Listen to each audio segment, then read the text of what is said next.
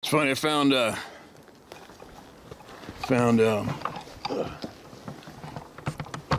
fix this camera up.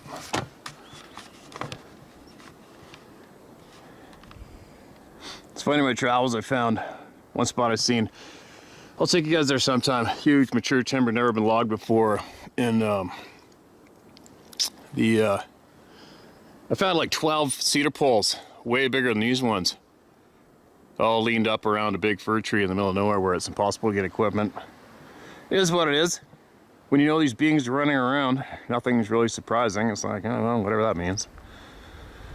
It is what it is, but I'm slowly making my way to bail over the edge and go straight down this mountain as I'm looking for something unrelated. But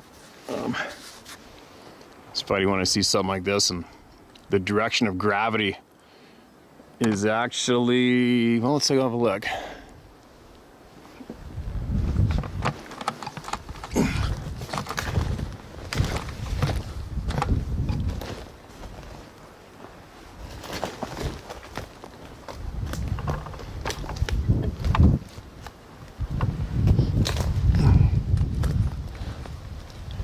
The direction of gravity is I guess straight away from me, I would think. And the chance of all these trees falling and landing in the exact same one spot is kind of doesn't really fit with gravity, does it? And you can see where they're placed. Didn't even grow there. But anyways, whatever, it is what it is. A bunch of big trees stacked up. Normally I see these sort of things quite often. I'm not really overly concerned about it myself. But I thought since I was making a video right here, I would videotape that for those who are interested. So there you go. How'd that happen?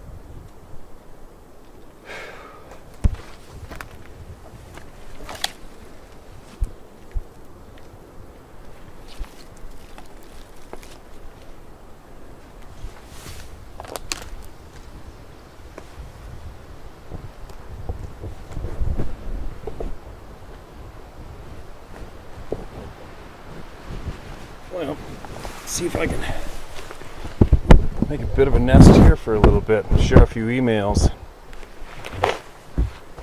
It's kind of tough to get a good, solid, good, positive energy flow out today after making that video about those children that were stolen and murdered. Sucks ass, man. But anyway, Let's get into this. As the bugs bounce off my head. What do we got? I gotta get a whole bunch shared, so I gotta go away again. Hello, Steve. This is what myself and my son experienced. I don't pay particular attention to time, so I apologize for the lack of these details. The location of our encounter was the George Washington National Forest between Harrisonburg, Virginia, and Franklin, West Virginia. The time was 8 to 10 years ago. It was an abnormally nice day. In essence, it was a warm spring/fall or a cool summer day.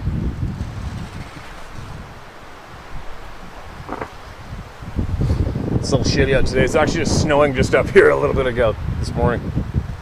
I asked my son if he'd like to go camping for the night due to the favorable weather, just to get out. He agreed, so off we went. I've been trunk fishing every Easter at this location for 20 years, so that was where we went. We arrived in the early afternoon. The parking was along the 2-lane rural highway. Small pull-offs and extensive 4-wheel drive trails on the opposite side of the road. We weren't fishing. So I decided to take us to the less traveled side. We hiked in a ways until we found a good-looking location, a natural clearing not far from a small feeder creek. I'm not much for planning, so we really had no agenda other than being in nature. We started collecting a fire as it would be getting dark, and we liked to cook our hot dogs. Around then, we heard a whoop from the ridge a couple hundred yards off. We both heard it. I told my son it was probably Bigfoot. About 15 or 20 minutes later, it was getting into dusk, and we were losing the light. That's when shit got real. The ridge that we heard the whoop from drops into a snaking gully. Opposite of the ridge is a knob. From the top of the knob came some serious crashing. We both stopped and looked. I could see the trees getting thrashed about in a direct line to us. My son was nervous. I told him what I was seeing and tried to rationalize it. I could see no animal. I could hear no boulder clacking, but it was easy to see the trees moving against the skyline. When the thrashing got to the bottom of the hill, it made a 90-degree turn and soon went quiet. I told my son that we would have to deal with something and to build up the fire. It's dark now, but the fire was illuminating our little clearing. We started getting pebbles tossed at us. Or at least that makes sense to me based on what I recall. We noticed glowing red eyes from behind a small tree that grew up in the middle of the large bush at the edge of our clearing. I asked my son if he could see it also. He said he did. I put myself between the fire and what I was looking at. My son started walking toward it. I said, "Son, I wouldn't go over there if I were you," and told him to come near me and watch our back. This was 5 minutes or so of observing the red eyes. They picked up some pebbles and moved to about 25 feet from our visitor. I pitched pebbles at it. Steve, I wasn't sure what I was looking at, and I figured if I tossed rocks at an animal, it would move. This is when my son said that I should not throw rocks at it, and that he was scared. I said that it started the rock throwing. I'm not some fearless hero, generally speaking, but I think before I react. This is when I was thinking, what do you want? The answer came quickly, leave. I laughed and moved closer. I wasn't sure even then what I was dealing with, and as I was excited about communicating with it. I stared this bugger in the eyes from no more than 20 feet and commenced to thinking at it. I explained that I have an idea of who/what it was, however, that I needed confirmation. I asked it to wink at me. Then out loud I said, "This is a wink," and I winked at it. 2 seconds later it winked back. I laughed and smiled. I explained that I understood its dislike of humans, that I have the same feelings, but that my son and I are not here to cause anyone harm. Leave. I heard/felt again. I spoke aloud to it. Now that we have as much right to be here, that we are honored by his presence and we will be leaving in the morning. However, you have scared my son and I am out of patience. If you want trouble, I promise that someone will die. Thankfully, the Sasquatch left. Steve, this was long even after consolidation. I believe that the meaning of life is to learn the truth and to share what you know.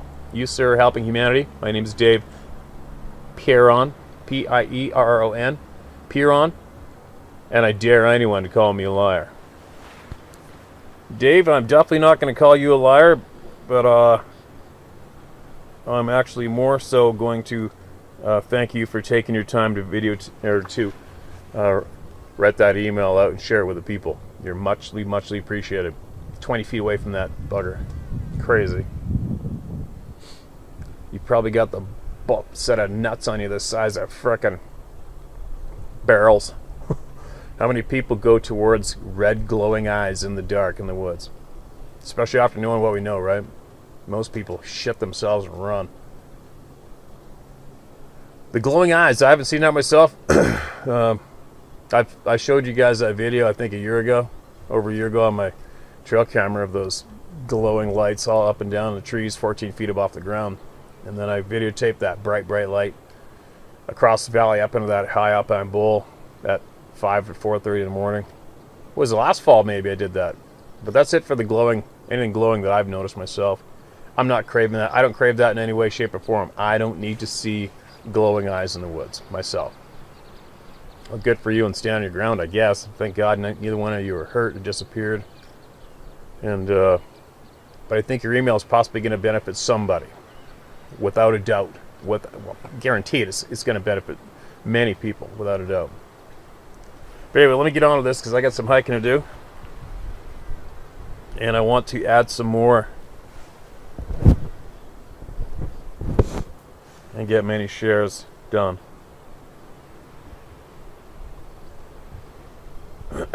Hi Steve, my name is Mark Wallace. I'm 50 and I live in the north of England. I'm an ex-policeman as I had to retire through being injured on duty. I've always considered myself to be an honest, hard-working type of bloke that keeps himself to himself. Although I like living a quiet life, I've always encouraged my family and friends to always feel free to come to me with anything or any problem they may have, as I'd help them however I could. I've always loved the outdoors, especially all kinds of fishing. And although there isn't any hunting as such to do where I'm from, I used to go onto farms in my area and shoot rats and rabbits with my air rifle for the farmers as a bit of a free pest control. I can hear you laughing now. My air rifle is no doubt like a pea shooter compared to the firearms you use on a daily basis. It gave me plenty good memories, so I can't complain. Along with fishing and the odd bit of shooting, I've always enjoyed hiking, and I was an amateur boxer throughout my teens and my 20s, so I've always considered myself physically fit. Okay, so enough about me. Time to get into my encounter.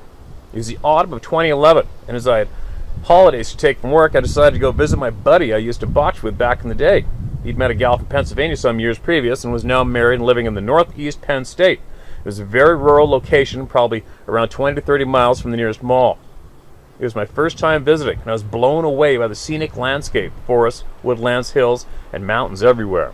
Wow, you guys in the U.S. and Canada are really spoiled when it comes to beautiful country. My second day there, I decided to have a run first thing before breakfast around his land, which is around 15 acres of open grassland with the start of a dense forest at the bottom section of the perimeter. It was around 6:30 a.m., and although it was quite cold that morning, it was a nice, clear, fresh day. I'd done 2 laps of the land, and as I was running by the tree line of the wooded area for the third time, a rock the size of a baseball came whizzing past my face from the direction of the woods. Apart from getting a real shock, I immediately felt anger, as this thing have hit me in the head. It would have probably killed me. My first and only thought was that it's the neighbor's young boys, as my buddy had told me he had neighbors either side of him around 2 miles away at each side. As I was so annoyed, I headed straight into the tree line, to the direction the rock came from, to confront the idiotic dickheads. I thought if they're just kids, at least I'll give them a good verbal thrashing. But if they were old enough, I'd probably be more inclined to punch whoever it was clean on the chin, as my adrenaline was pumping, and I don't take kindly to folk trying to cause me harm. I'd walk quickly into the woods shouting, "You're gonna regret throwing that effing rock." I'd only walked 10 or 12 paces from the tree line into the wood when this God Almighty roar hit me in the face. It completely froze me to my core, and for a few seconds I couldn't move. It lasted about 4 or 5 seconds. And as I was still standing there, it let out a second roar, and this time I did move. I ran like I've never ran before. I sprinted back up to the back of the house, which is around 60 to 70 meters away from the tree line, in what seemed like 2 to 3 seconds. Once I got there, I turned around to see if anything was or had been chasing me, as I knew that roar could not have been made by any man, and that it was probably a bear. I was horrified to see standing there in the tree line a huge, bulky, man-like being. I say man-like as it had the same basic physical features of a man, but this was definitely no man, as this thing was easily 8 to 9 feet tall and 4 feet wide. I'm guessing. I could easily work out these dimensions as its head was higher than the lowest tree branches, which I had seconds ago walked under, and they were way over my head. I'm 5'11", by the way. I couldn't make out facial features at that distance, but I could tell it was covered in brown hair. It was very similar to the color of the bark on the trees it was standing beside. As I scrambled to enter the back door of the house, I locked the door behind me and continued to stare at it through the glass pane in the door. I started pacing back and forth and also let out another roar. It had started pacing back and forth and also let out another roar, the whole time keeping its gaze firmly on me. Steve, I'm not easily intimidated, and even when I have been, it's always been fight with me and never flight. And even when I have been, it's always been fight with me and never flight. And even when I haven't been, it's always been fight with me and never flight. But I'm not ashamed one bit to say I was completely terrified, shaking with fear. I thought I need to wake my buddy up and tell him about this shit immediately. I should have knocked on his bedroom door, as after all his wife does sleep there too, but I was in a state of pure shock, so I simply burst in and blurted out, "There's an effing monster in your garden." Luckily, it was only him in the room, as his wife had just left for work. I told him and immediately ran downstairs with me, and we went to the back door. Before he opened it, I stopped him and asked him to get a gun, as I knew he kept a shotgun and a handgun in his home. While he went to get his gun, I could see the thing wasn't there anymore, but this made me feel worse, as for all I knew, it had come up to the house and was just waiting for us to come out. When he came back with the shotgun and more clothes on, we both went outside, and after checking the perimeter of the house, we never seen anything. It's all grassed areas, so even if it had been snooping around, it wouldn't have left prints.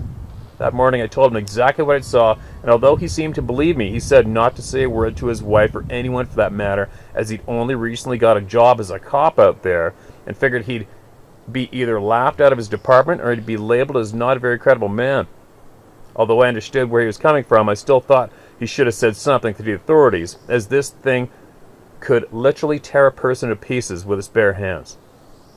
It spoiled my vacation, as apart from not wanting to hike anywhere, it caused a bit of friction between my buddy and I.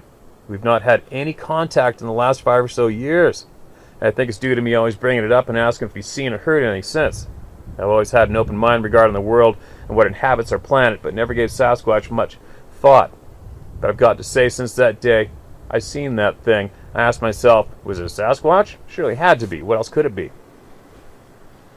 On arriving back in England following that vacation, I told one of my friends while having a pint at the local pub, and he looked at me like I was an idiot and simply laughed it off, saying that because I wasn't used to seeing bears, that's what I probably was, and I simply didn't identify it accurately.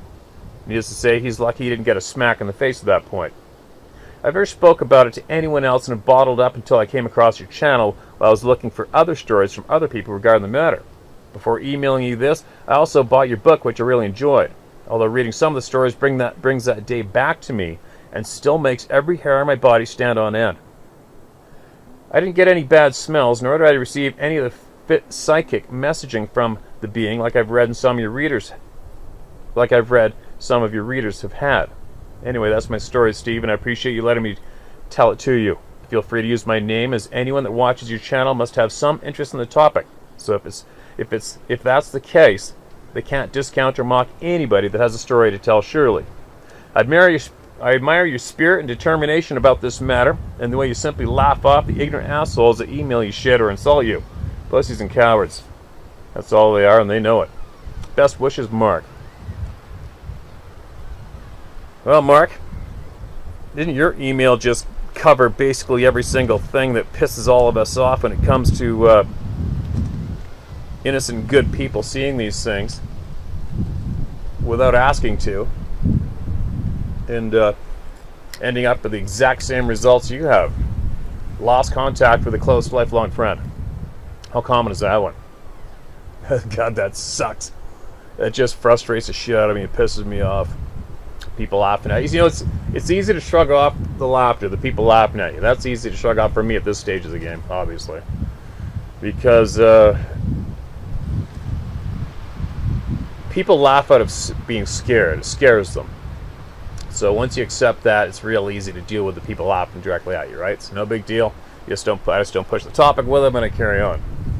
But the loss of the contact with your friend, that's a tough one to swallow. That frustrates me and kind of pisses me off. maybe if you could forward him this email. Sorry. Maybe if you could forward him this video once you see it, all right?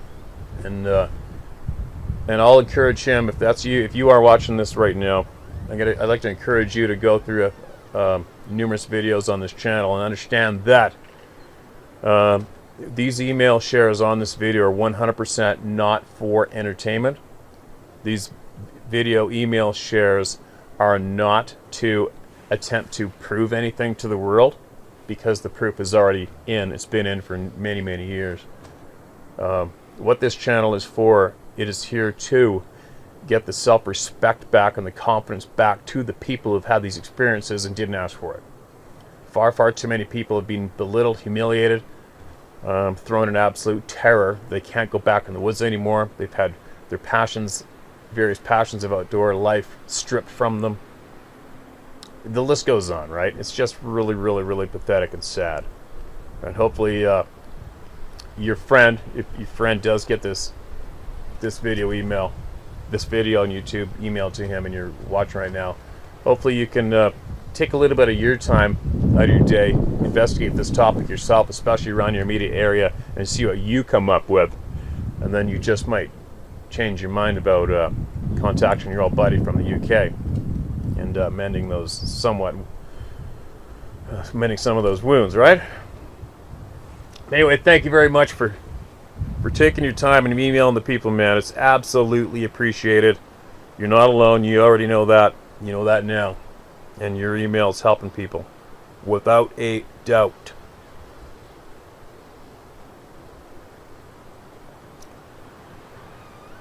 Okay.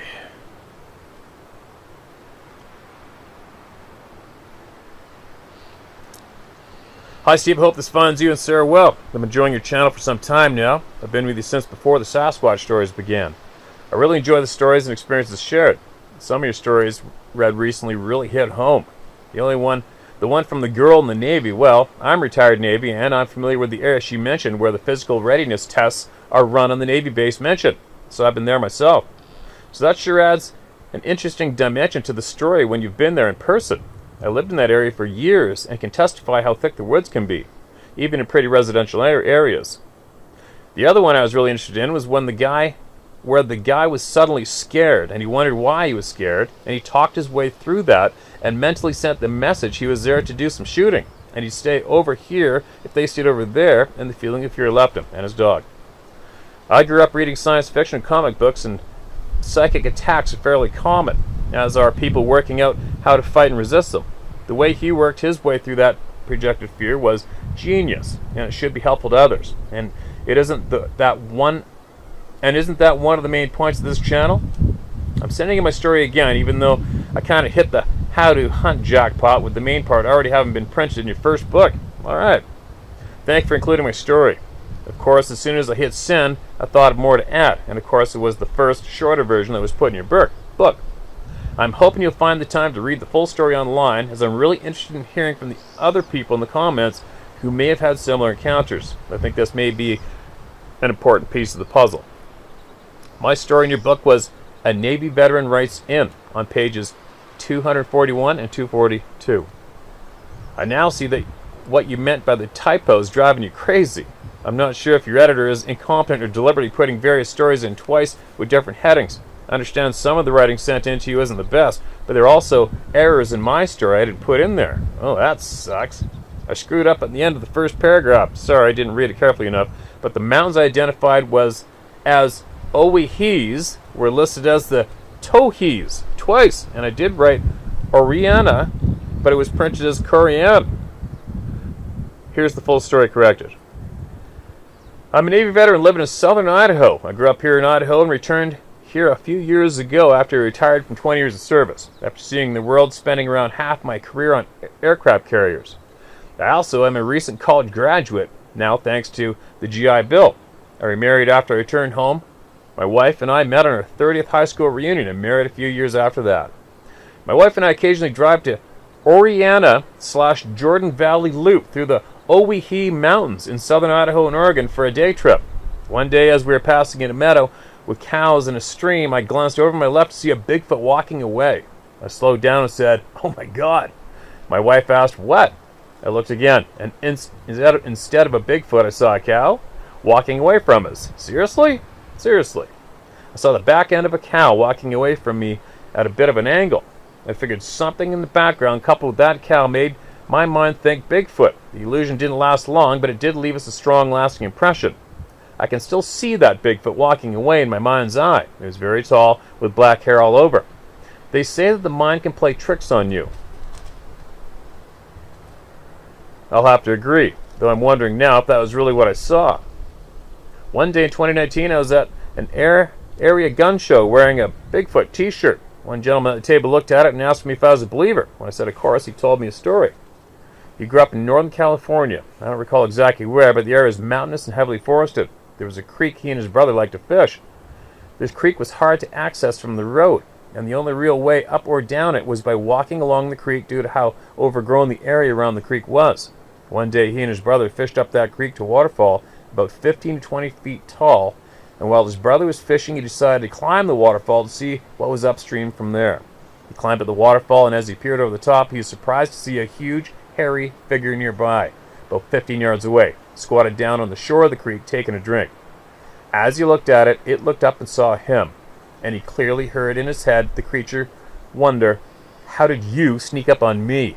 Then it stood up, about 8 feet or so of reddish-brown, hairy man-like creature, turned around and started walking away. The man blinked, and a deer was walking away. He blinked again, and it was the creature again. Holy shit.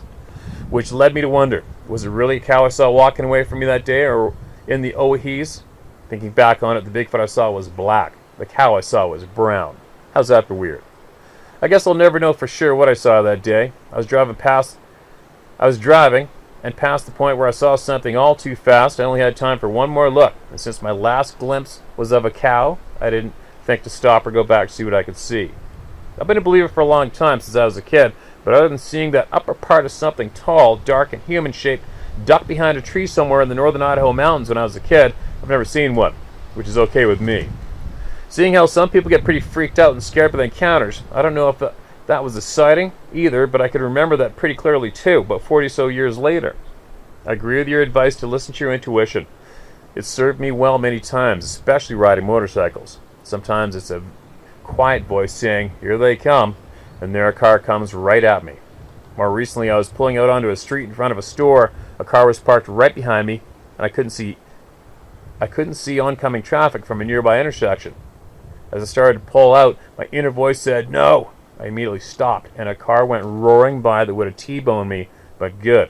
I'm very thankful for my intuition, and tend to regret it when I don't listen to it. On a possibly related note, when I was a teenager, I used to take my dad's bow fishing outfit to nearby Lake Lowell. I'd wade out into the Tules, large areas covered by waters, plants, and lily pads, some parts in relatively shallow areas, bow hunting carp. When I'd bring home, my dad liked to smoke, and I enjoyed time out on the lake alone with a bow and arrow. That ended one day when I was on the far side of the lake in the open of the Tules from shore, anyone or anything. Suddenly I knew I needed to leave. I don't know what spooked me or what would have happened had I stayed, but I do believe my intuition, and I wasn't going to argue with it. I saw nothing, but I cleared out quickly in high alert and never went back. So yeah, that sucks when you quit doing something you love to do for reasons you don't understand. But I did understand I needed to leave, now, and I did. I've always wondered what would happen if I ignored that feeling. I'll never know, but probably nothing good. I wonder if that's how people end up disappearing. They ignore the voice in their head, or maybe they don't even have that voice in the first place.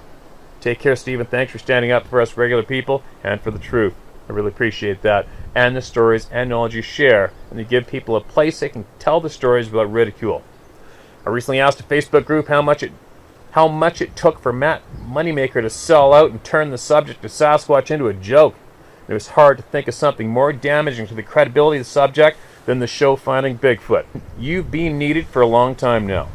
If you need any help editing your next book, I'd be glad to help. Sorry about Mr. Macaroni. Our animal friends take a piece of our hearts when they go, but they sure do leave some great memories. You're welcome to use my name. Sincerely yours, Lauren Neher. Neher. Lauren, I absolutely appreciate your email, man. Especially your words on the Sixth Sense. As We all do have that sixth sense, but like you say, you know, sometimes I wonder how many people just don't. They're probably just running through this lifetime numb and dumb, right? Maybe they're the ones that give the full-time audience to reality TV. Who knows? I don't know. I guess reality TV needs an audience, right? But anyway, I gotta get my blood pumping. Before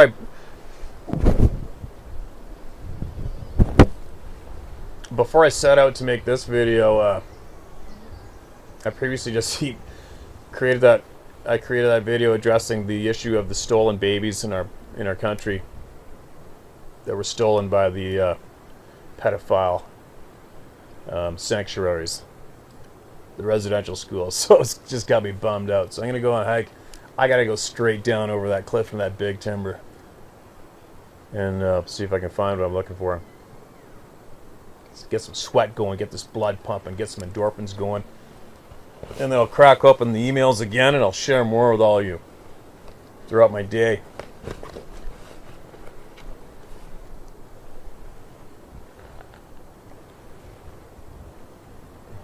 Interesting tree stack here, isn't it?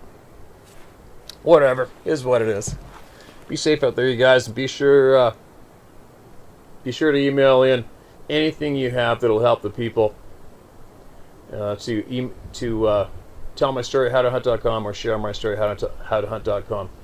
We'll get to it, and we'll get it shared with everybody. All right? Be safe.